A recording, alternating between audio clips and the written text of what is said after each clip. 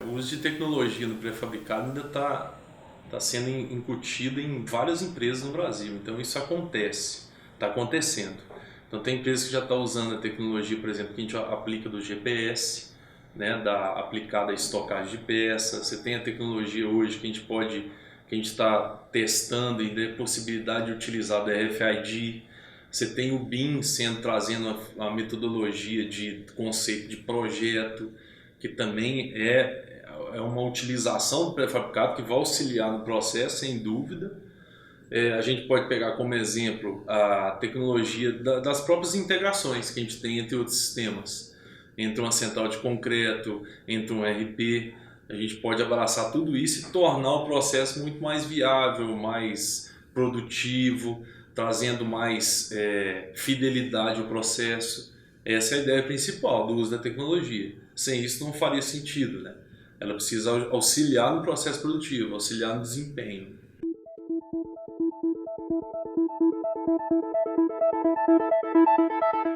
Se a gente pegar a digitalização como uma primeira etapa de venda da tecnologia, a gente tem um ganho principal, por exemplo, da velocidade, né, do processo, a fidelidade do processo, da informação, que ao invés de você utilizar papel ou simplesmente uma planilha, você está concentrando isso dentro de sistemas que com certeza vão tratar aquela informação de uma maneira muito mais fácil. Então vai deixar ela de uma forma mais acessível, tanto para o usuário quanto para os gestores finais. Você não vai ter um trabalho de processamento tão grande, de colheita de informações para gerar uma informação final. Aquilo ali já está à disposição. Então esse é o papel principal da digitalização.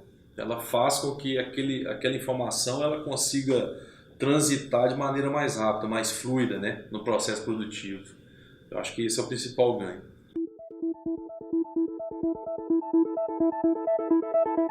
A rastreabilidade do produto ela vai ficar muito mais fácil, porque você evita aquela transição daquela informação ao longo de ao longo de várias etapas e pessoas trabalhando em sistemas, mas em planilhas diferentes, trabalhando em papel, a mesma informação, por exemplo, da mesma peça. Então, quando você digitaliza, você introduz essa informação uma única vez. Então, com certeza, aquela peça que está lá no início, no começo do processo produtivo, você consegue ter rastreabilidade do início até o final. Então, com certeza, todas aquelas informações que você vai imputar na peça, que você vai informar na peça, vai estar percorrendo todo o processo produtivo, do início do projeto até, por exemplo, a montagem da obra. E com isso você vai ganhar, com certeza, em você conseguir identificar onde que essa peça está, que dia que ela foi feita, que dia que ela foi montada, que dia que ela foi expedida. Então o ganho principal é esse.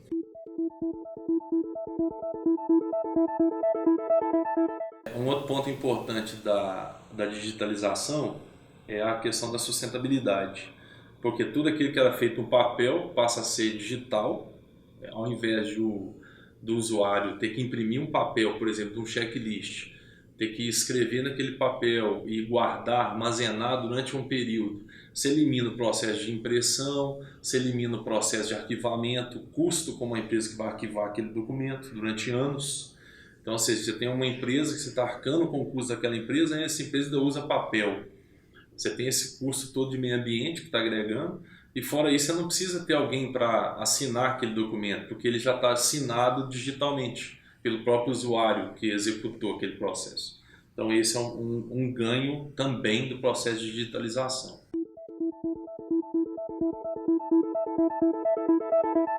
Uma das tecnologias que a gente vê adotando, que vem sendo adotado com maior velocidade também aqui no Brasil, é o conceito do BIM.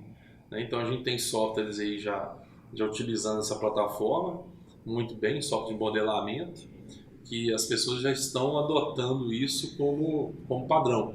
Então algumas prefeituras, alguns estados já têm como obrigação a execução dessas obras em BIM, algumas empresas até privadas já obrigam essa utilização, então isso vai acabar puxando essa tecnologia de utilização dessa metodologia BIM, né?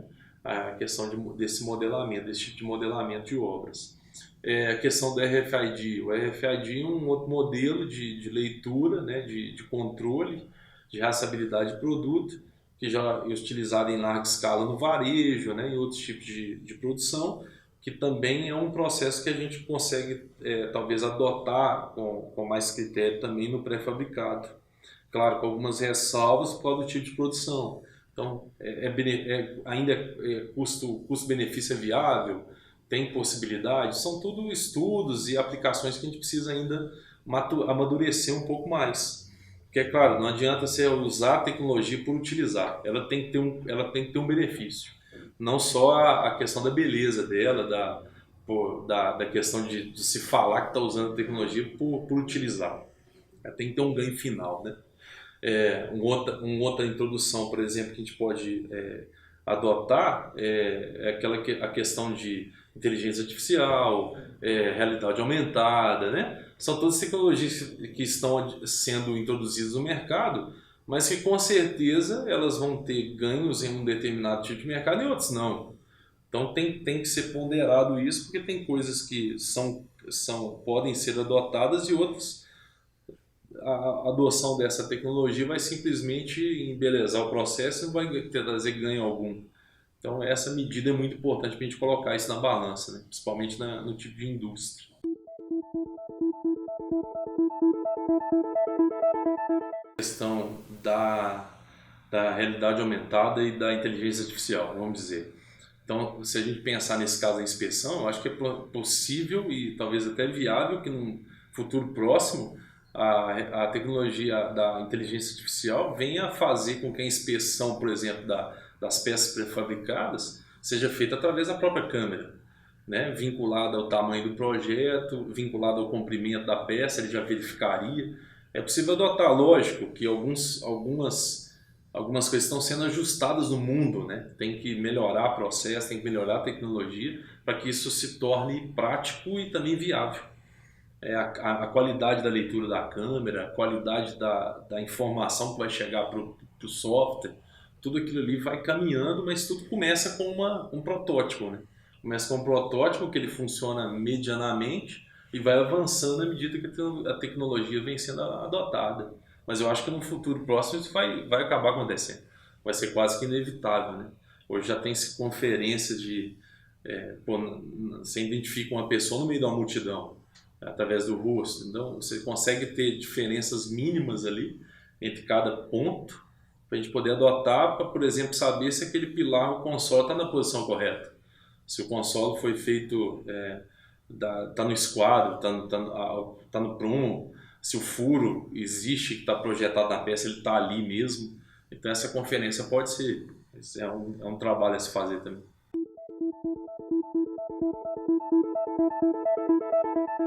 Outra tecnologia que vem sendo adotada, por exemplo, é a utilização de drones. Os drones, atualmente na construção civil, a gente visualiza muito a utilização para fotografia aérea, para filmagens, né, das obras, mas o drone ainda é pouco utilizado, por exemplo, para outros tipos de situações dentro da construção civil. Por exemplo, uma inspeção, uma verificação de uma solda, uma verificação de uma ligação de um pilar com uma viga. A gente pode pensar também uma inspeção pós-obra, uma inspeção preditiva de um prédio de fachada. Então tem uma larga escala, um largo campo ainda de utilização, por exemplo, do drone, que se a gente pensar, pode ainda ser aplicado em outras áreas na própria construção civil.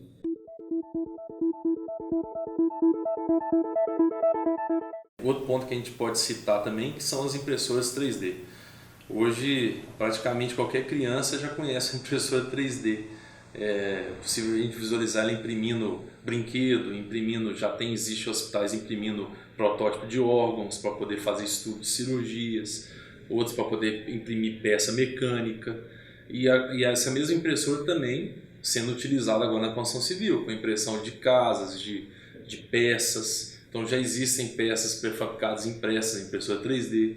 Existem já protótipos de viadutos, pontes, né, de pedestres impressas em impressora 3D, no aço.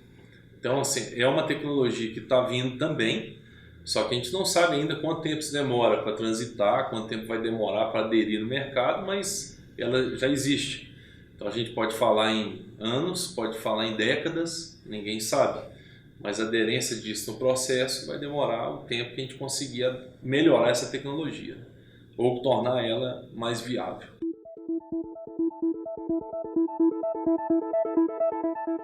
Um outro assunto que a gente pode abordar também é que muita gente acha que a tecnologia veio para poder tirar empregos.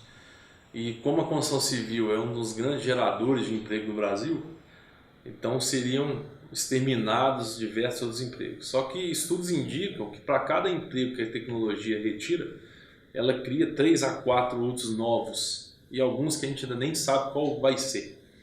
Então, basicamente, o que acontece, como já aconteceu em passados remotos, quando a gente eliminou as carroças e passou para o carro, a gente retirou o emprego de vários cocheiros e criou esse emprego de vários motoristas. Então, esse mesmo processo é o que vai acontecer agora nessa nova revolução tecnológica, né? Ela vai retirar emprego de alguns tipos de processo que não cabe mais ao ser humano fazer, por questões de insalubridade, de periculosidade, e vai adotar com que essas pessoas se transformem em outros tipos de emprego, se criem outros tipos de profissões, né?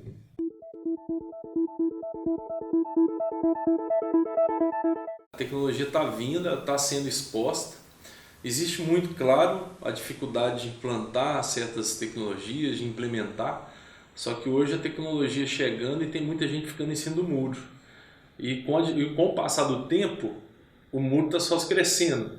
Então, quanto mais o tempo passa e a pessoa não decide a utilização ou não de tecnologias, mais o muro vai subindo. E ficar em cima do muro com o muro muito alto, pode ser que a queda seja muito grande. Então, esse é o principal problema. Um outro ponto importante a gente citar é com relação à implantação, utilização de tecnologia versus eu querer ou não utilização de tecnologia. Então, se os gestores, os donos, os empresários não quiserem adotar, não introjetarem essa ideia, não visualizarem que isso não existe um ganho direto, ele é um ganho de qualidade, um ganho de sustentabilidade, um ganho de segurança, um ganho de processo, produtividade, que isso às vezes nem é fácil medir diretamente. Isso vai sendo acumulado ao longo de meses, anos talvez, dentro da empresa.